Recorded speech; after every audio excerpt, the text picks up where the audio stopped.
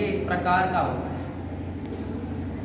ये वही sodium metal होता है कि आपने कुछ समय पहले ऐसा सुना होगा कि आपके गांव में कोई जादूगर आया और उन्होंने ये फूंक मार करके ऐसे हवा मारी बाई की आग जला दी। ये सोडियम मेटल क्या होता है, यदि हम ये इसे थोड़ी देर वायु के संपर्क में रखें तो ये स्वयं जलने लग जाता है। ये अपने आप आग पकड़ लेगा। क्या करेगा? ये अपने आप आग पकड़ लेगा। और यदि हम इसे पानी में डाल दें तो ये O2 यानी कि बेटा H2 के साथ संपर्क करता है और H2 के साथ रिएक्टेड होने के बाद जबरदस्त ब्लास्ट के रूप में जलता है। इसे हमें जलाने की आवश्यकता नहीं है। यदि हमें इसे प्रयोग के तौर पर देखें तो ये प्रयोग के तौर पर इस प्रकार से दिखाई देता है। देखो मैं आज आपको अब दिखा देता हूँ उसका छोटा सा प्रयोग कि यदि हम इसे बीकर में ले लें, इसे हमने बीकर में ले लिया है और बीकर में लेने के पश्चात पिछड़ जाए, बीकर में लेने के पश्चात हम देखो H2O के रूप में हम इसे यहाँ डाल रहे हैं। जब H2O के रूप में हम यहाँ डालेंगे थोड़ा पीछे हट जाना बेटा, यहाँ कोई जलना है। आप देखो दिख रहा है कितना छोटा सा है, दिख रहा है ना आपको? yes, और देखो मैं इसे H2 यहाँ डाल रहा हूँ,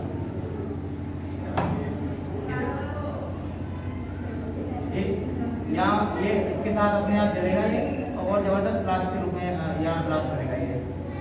ठीक है, अपने आप आग पकड़ लेगा बेटा। मात्रा बढ़ाई दो, मात्रा नहीं बढ़ाएगा ये इसके फिर कैरेसे का काम बहुत नहीं चलेगा। आग बढ़ाएगा। चलो लड़की में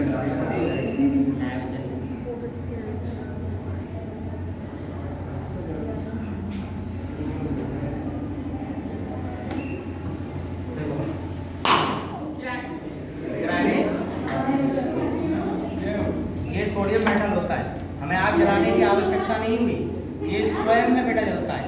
ठीक है, ये वायु के साथ रिएक्टेड होता है और वायु से रिएक्टेड होने के बाद आग पकड़ लेता है। इसका ब्लास्ट बहुत ही जबरदस्त होता है। इसका ब्लास्ट कैसा होता है? बहुत ही जबरदस्त ब्लास्ट होता है। और यदि इसकी मात्रा अत्यधिक हो, सोच लो हमने बहुत ही सूक्ष्म मात्रा में इसको इसके अंदर डाला है, यदि इसकी थोड़ी सी मात्रा अत्यधिक कर दे तो क्या होगा? ये ब्लास्ट होगा। और दूसरी बात ये कि आग पकड़ लेगा ये।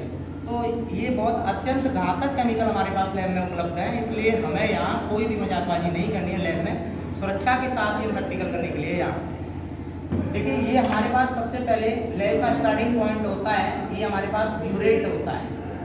इस ब्यूरेट से हम किसी भी केमिकल का पाठ्यांक ज्ञात करने के लिए, आप वहाँ पढ़ रहे होंगे बार बार फिजिक्स में भी कि पाठ्यांक ज्ञात करना है हमें, केमिस्ट्री में भी हम पाठ्यांक निकालेंगे। किसी भी पदार्थ का पाठ्यांक निकालने के लिए ब्यूरेट का प्रयोग करते हैं।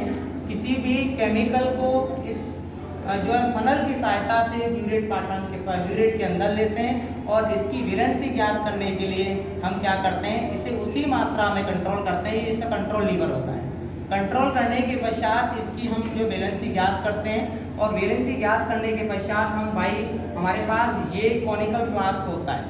कॉनिकल फ्लास्क में हम किसी भी जो हमने किसी पदार्थ को वैलेंसी के रूप में लिया है उस विलयन को इसके अंदर धीरे धीरे हम हिलाते हैं और हिलाने के पश्चात ये हमारे पास भाई स्टैंड होता है। स्टैंड को स्थिर कर देते हैं और उसके नीचे ये हमारे पास बर्नर होता है। बर्नर से इससे आग जलाई जाती है और बर्नर के ऊपर जब स्टैंड स्थिर हो जाता है फिर हम दो प्रकार से किसी भी फनल को गर्म करते हैं, एक डायरेक्टली ऊष्मा और एक इनडायरेक्टली ऊष्मा। डायरेक्टली देने के लिए तो हम इस पदार्थ को इस प्रकार से स्थिर करते हैं और इनडायरेक्टली देने के लिए हमारे पास ये भाई एक जाली होती है। इस जाली को इसके ऊपर स्थिर कर देते हैं और जाली के ऊपर हम इस फ्लास्क को इसके ऊपर लगा देते हैं। इस फ्लास्क को इसके ऊपर लगा देते हैं। तत्पश्चात इसे बर्नर की सहायता से धीरे धीरे गर्म करते हैं और गर्म करने के पश्चात जो इसमें उपस्थित विलयन होता है उस विलयन का हम गंध, रंग और उसके ताप की गणना इस कॉनिकल फ्लास्क के माध्यम से करते हैं। दूसरी बात फिर हमारे पास आता है भाई ये हमारा बीकर होता है और बीकर हमारे पास दो प्रकार के होते हैं। एक ये कांच की नलिका का बीकर होता है और दूसरा भाई जो होता है हमारे पास वो प्लास्टिक बीकर होता है। क्या होता है? प्लास्टिक बीकर होता है। इनका क्या कार्य होता है? इनका कार्य होता है किसी भी सॉल्वेंट को इसके अंदर क्या करते हैं, स्थिर करते हैं। जब कोई विलयन बनाते हैं तो बनाने का माध्यम क्या होता है, सबसे पहले हम प्लास्टिक बीकर का प्रयोग करते हैं और प्लास्टिक बीकर के पश्चात हम उसे डायरेक्टली किस में लेते हैं, या तो ब्यूरेट में लेते हैं या फिर ब्यूरेट के पश्चात काय में लेते हैं, कॉनिकल फ्लास्क में लेते हैं। तो हमारे पास दो प्रकार के केमिकल होते हैं। एक तो बेटा निम्नतम और एक उच्चतम, यानी कि जो अत्यधिक घातक होते हैं, जो ज्वलनशील होते हैं, उनका प्रयोग जो हम करते हैं वो भाई कॉनिकल फ्लास्क के प्रारंभ करते हैं, कांच के बीकर के माध्यम से करते हैं। और जो इनडायरेक्टली होते हैं उन्हें हम क्या करते हैं, प्लास्टिक बीकर से लेकर के करते हैं। जैसे अभी हमने आपको सोडियम का प्रयोग दिखाया, तो सोडियम के प्रयोग में हम क्या देख रहे थे, हमने क्या लिया, एक प्लास्टिक बीकर लिया और उसके अंदर क्या डाल दिया, पानी डाल दिया। सोडियम को डाला तो सोडियम ने अपना प्रैक्टिकेट करके दिखाया, मैं बताया कि यह भाई H2O से किस प्रकार संभावित क्रिया करता है और हमें क्या देता है। ठीक है, तो ये हम आज इसके प्रमुख रूप से लैब के भाग पढ़ रहे हैं कि इसमें कौन कौन से उपकरण हमारे पास होते हैं। तो सबसे पहले हमने कौन सा पढ़ा, ब्यूरेट, ये भाई फनल, ये स्टैंड, ये भाई कांच का बीकर, उसके बाद ये प्लास्टिक बीकर, ये भाई हमारे पास कॉनिकल फ्लास्क और ये हमारे पास जाली। इसके बाद ये क्या होता है, स्टैंड, और ये क्या होता है भाई, क्या होता है, क्या बोलते हैं इसे हम, बर्नर। क्या बोलते हैं, बर्नर। इसकी सहायता से किसी भी पदार्थ को गर्म किया जाता है। दूसरी बात, ये हमारे पास क्या होता है भाई, इसे हम क्या बोलते हैं, क्या बोलते हैं, परख नली। परख नली की सहायता से ही किसी भी, यानी कि कोई भी केमिकल का हम संश्लेषण करते हैं, उसका किसी भी पदार्थ का जब हम वैलेंसी ज्ञात कर लेते हैं तो परख नली के अंदर ही उसकी जांच की जाती है।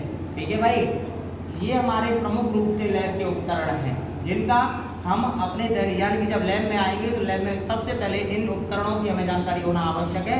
इसी से हम आगे की क्रियाविधि प्रारंभ करेंगे।